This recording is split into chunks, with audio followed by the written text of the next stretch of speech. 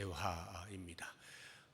실제로는 이제 1절에서부터 21절까지가 그 대화의 전체 내용인데, 이제 오늘은 8절까지 살펴보고 내일 21절까지 뒷부분을 보도록 하겠습니다. 사도 요한이 이 대화의 내용을 기록하고 있는 이유는 어제 우리가 보지 않았습니다만 2장 23절을 보시게 되면 이런 내용이 나옵니다. 6월절에 예수께서 예루살렘에 계시니 많은 사람이 그의 행하시는 표적을 보고 그의 이름을 믿었으나, 이것은 예수님이 그 6월절에 성전 정화를 하시고 그 이후에도 여러 가지 일들을 통해서 보통 사람으로서는 할 수 없는 표적들을 많이 보여주셨는데, 그로 인해서 여러 사람들이 그것에 대하여 궁금증을 가지고 호기심도 가지고 또 그것을 이제 예수를 믿는다라고 이렇게 여기는 사람들이 많이 있었던 것입니다.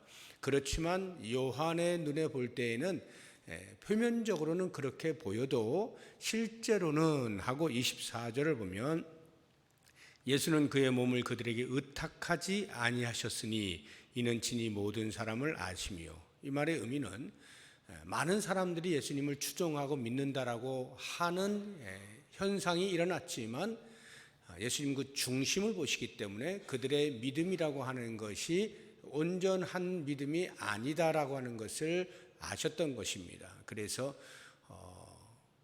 그들에게 자신을 다 드러내지도 않고 의탁하지도 아니하는 이러한 이제 기록을 해 놓은 거예요. 그러한 사람들의 대표적으로 예를 들면 바로 이와 같은 것이다 하고 니고데모를 소개를 하고 있는 것이죠. 예수를 믿는 것 같지만 사실은 아직 부족한 그러한 상태의 사람들 가운데 대표적으로 니고데모라고 하는 사람을 소개를 하고 있는 것입니다. 그래서 이 니고데모는 사도 요한이 소개를 하기를 3장 1절에 보니까 바리새인 중에라고 해서 그가 바리새인 중에 한 사람이라는 것을 알 수가 있습니다. 바리새인이라고 하면 그의 종교적 소속이 어디냐라고 하는 것을 이제 보여주고 있죠. 정통 랍비입니다. 율법에 정통한, 율법을 신실하게 지키고 가르치고 애쓰는 그러한 정통 랍비 가운데 이제 한 사람이라는 것을 소개를 하고 있고요. 또 그 뒤를 보면 유대인의 지도자라고 표현을 하고 있습니다. 유대인의 지도자라고 하면은 그 당시에 보편적으로는 산헤드린 공의회의 회원을 의미하는 것입니다. 오늘날로 하자고 하면 국회의원쯤 이렇게 생각을 할 수도 있겠고요. 주로 입법, 사법, 행정 모든 부분에 대해서 전체를 관장하는 것이 이 산헤드린 공회였는데 그 가운데 이제 한 사람이었습니다. 그러니까 그의 사회적 신분과 지위가 어떠함을 이제 보여주고 있는 것이죠. 이 니고데모가 이제 예수님을 이제 밤에 찾아옵니다. 밤에 찾아왔다라고 하는 것은 주로 우리가 이해하기로 이제 그가 유대인인데 표면적으로 그 예수에 대한 관심이 불필요한, 그러니까 많은 유대인들이 볼 때 예수에 대해서 좋지 않은 감정을 가지고 있는데 특별히 유대인의 지도자의 지위에 있어서 예수님을 만나고 하는 것은 좀 꺼림칙한 그러한 행위가 되죠. 그래서 그런 오해를 사지 않기 위해서 이제 밤에 왔다, 이렇게 보통 우리가 이제 이해를 하고 있습니다. 물론 다른 이제 생각도 할 수는 있어요. 예수님이 주로 낮에 이제 활동들을 하셨을 테니까 여러 가지로 바쁘셨겠죠. 그러면 조금은 한가한 시간을 틈타서 니고데모가 예수님을 찾아온 것으로 이제 볼 수도 있겠습니다. 아무튼 이 니고데모가 예수님을 찾아온 것은 조금은 이례적입니다.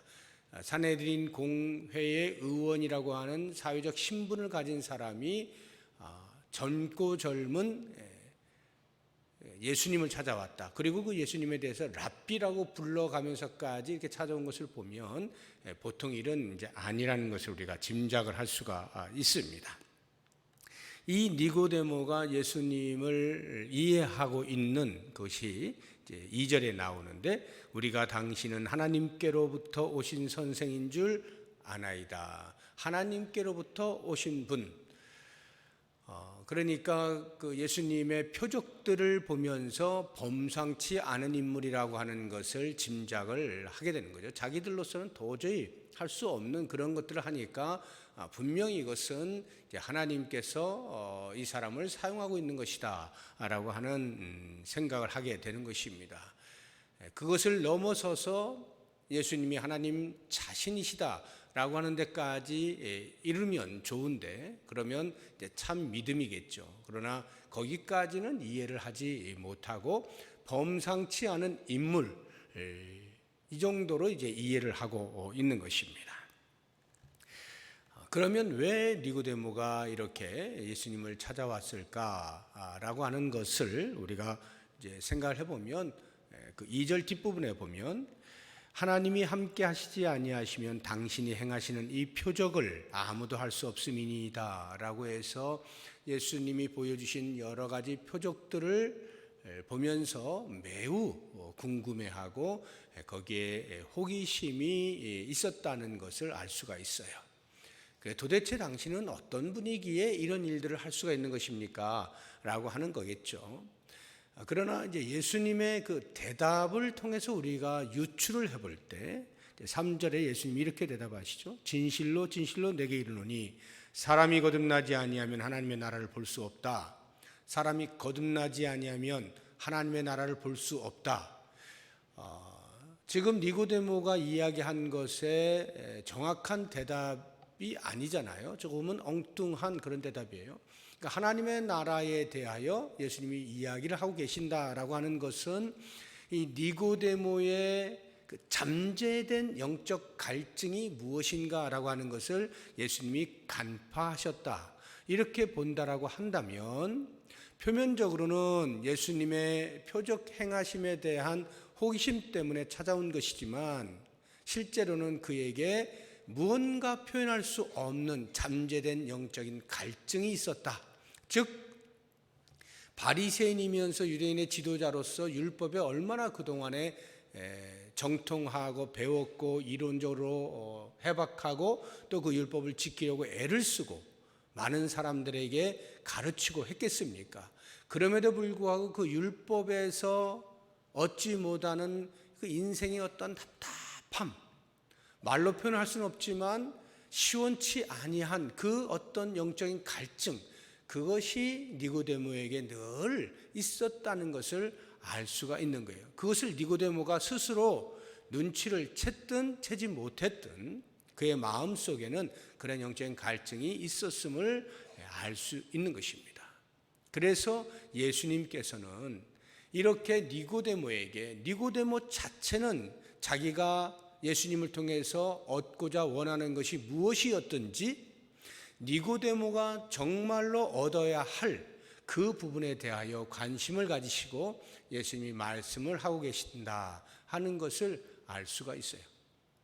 이런 걸 보면 우리 주님께서는 우리가 원하는 것을 주시거나 우리가 필요하다고 생각되어지는 것에만 집중하시는 것이 아니라 우리가 무엇을 필요로 하는지 그 부분에 더 집중하시면서 그것을 주시기를 기뻐하시는 분이시다 라고 하는 것을 우리가 알 수가 있습니다.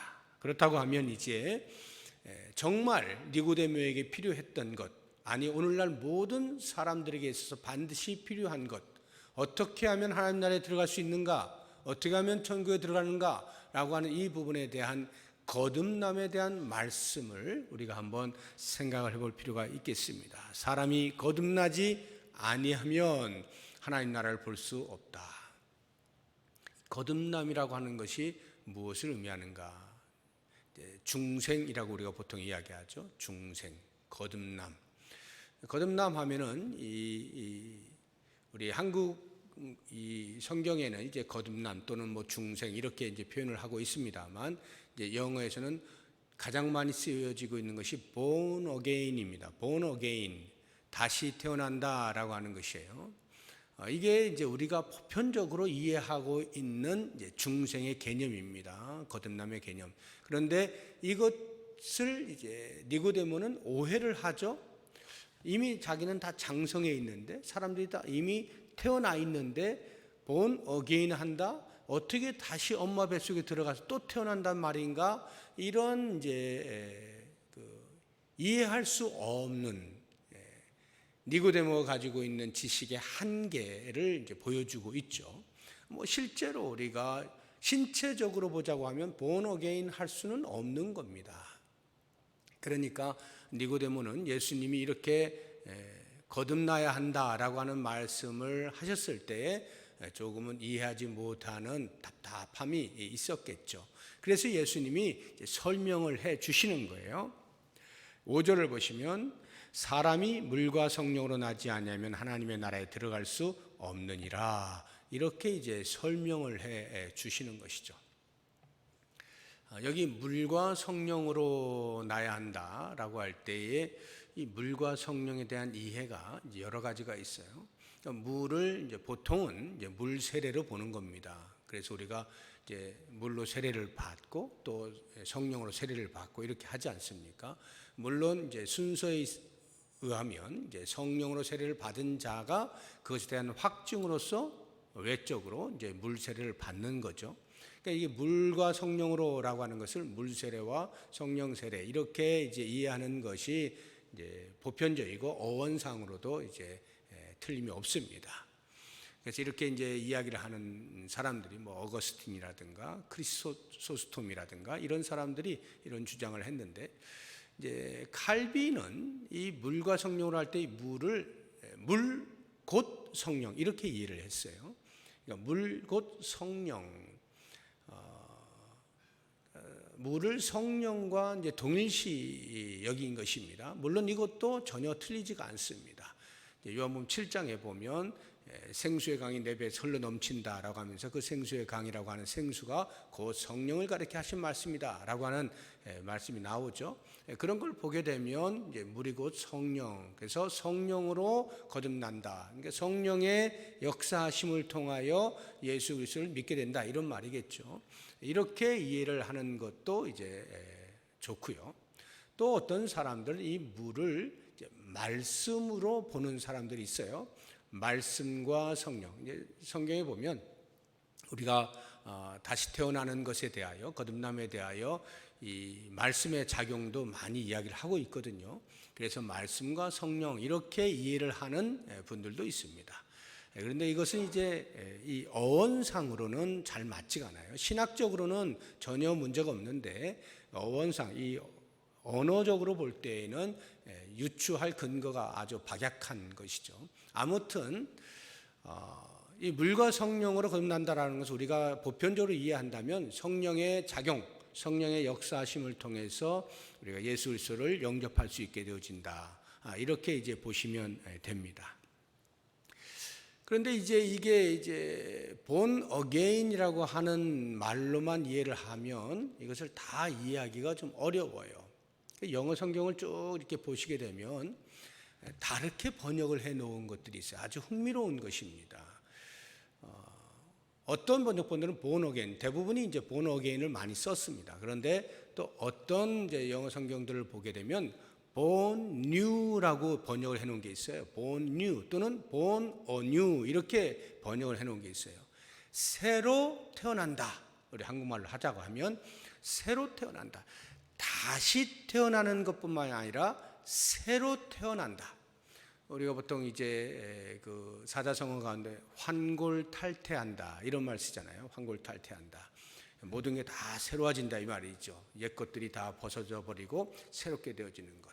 뭐 도덕적으로 갱생의 길을 걷는다거나 할 때에도 이제 저 사람 환골탈태했어 이렇게 이제 표현을 하죠.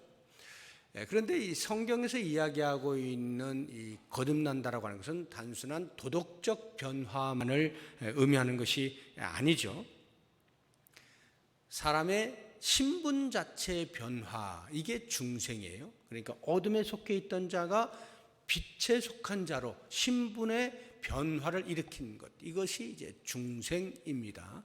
그렇게 보자고 한다면 또 다른 의미가 하나가 있는데, 이 born above라고 하는 말로 번역을 해놓은 영어 성경이 있어요. 거듭남이라고 하는 말을 거듭났다, 났다라고 하는 것은 이제 born, 태어났다는 말이고, 거듭이라고 하는 것이 다시냐, 새로냐, 아니면 위로냐, 이런 번역이 다양하게 있다는 것입니다. 그런데 위로부터 태어났다는 말 참 중요한 말이에요. 그러니까 새로 태어났다는 것도 아주 중요한 말인데, 위에서부터 태어났다, 이게 무슨 말이냐 하면, 우리가 거듭난다라고 하는 것은 우리의 자력으로 되지 않는다는 거예요. 오직 하나님의 은혜와 하나님의 능력으로만 가능한 일이라고 하는 의미를 갖는 것이죠. 그래서 우리가 거듭났다라고 하는 말을 일반적으로는 다시 태어난다라고 하는 born again으로만 거의 대부분이 우리가 이해를 하고 있지만, 이 세 가지를 함께 이해를 하면 훨씬 더 성경이 말하고 있는 중생, 거듭남의 의미를 더 자세히 이해하는 것이 된다 하는 것입니다. 그래서 합쳐보면 새로 위로부터 다시 태어나는 것, 이렇게 생각하시면 되겠어요. 그것을 우리가 줄여서 이제 하나님의 자녀라고 이렇게 표현하죠. 하나님의 자녀. 중생, 거듭남이라고 하는 것은 사탄의 종과 노예로 있던 우리가 하나님의 자녀가 되는 이러한 변화가 중생이다라고 하는 것입니다. 이 부분에 대해서 니고데모는 전혀 이해를 못하니까 그것을 조금이나마 이해를 시키기 위하여 예수님이 비유로 말씀하신 것이 바람입니다.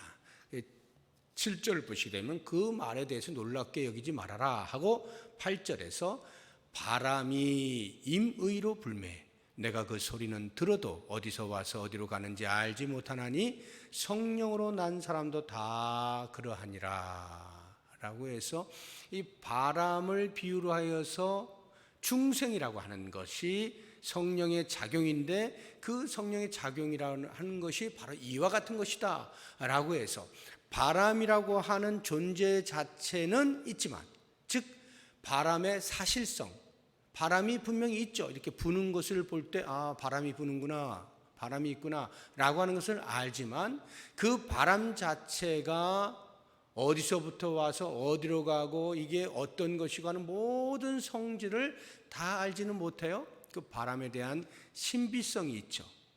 우리가 성령으로 거듭난다라고 하는 것이 바로 이와 같다는 거예요. 성령으로 거듭나는 사실은 있으나 어떻게 라고 할 때에는 다 설명이 불가한 신비다, 이런 말이에요. 이것이 바로 위로부터 거듭남의 의미라고 보시면 되는 거죠. 그러니까 내가 미처 다 이해하지 못하는 순간에도 거듭남의 작용은 있을 수 있다는 거예요. 물론 내가 이해하는 중생도 있어요. 깨닫게 되는 중생도 있습니다.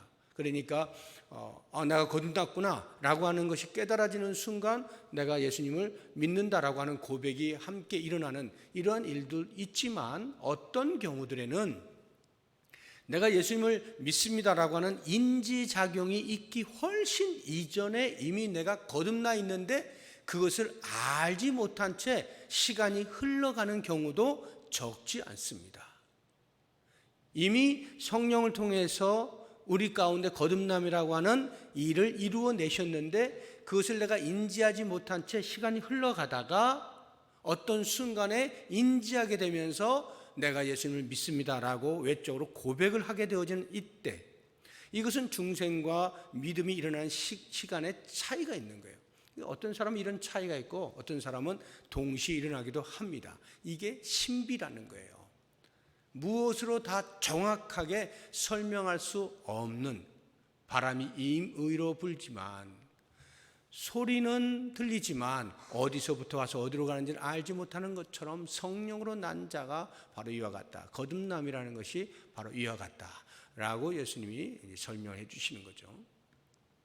요한이 왜 이러한 말씀들을 기록하고 있는지 중생에 대해서 이제 내일 더 자세하게 살펴보겠습니다만, 오늘 우리가 기도 제목으로 삼고자 하는 것은 예수님께서는 우리의 필요를 아시고 그 필요에 따라서 말씀을 해주시고 우리의 필요를 주시는 분이시다 라고 하는 이 부분과 더불어서 거듭남의 어떤 근거가 되는 것이 곧 예수 그리스도, 거듭남의 일은 성령이 하시는 일이지만 그 핵심은 예수 그리스도다. 그리스도를 믿도록 하는 성령의 행위를 통하여 우리가 중생하게 된다라고 하는 것을 꼭 기억하면서, 예수 그리스도가 아닌 율법으로는 감당이 되지 않는, 그러니까 율법의 행위로서는 도무지 하나님 나라에 들어갈 길이 없는 그것을 예수님께서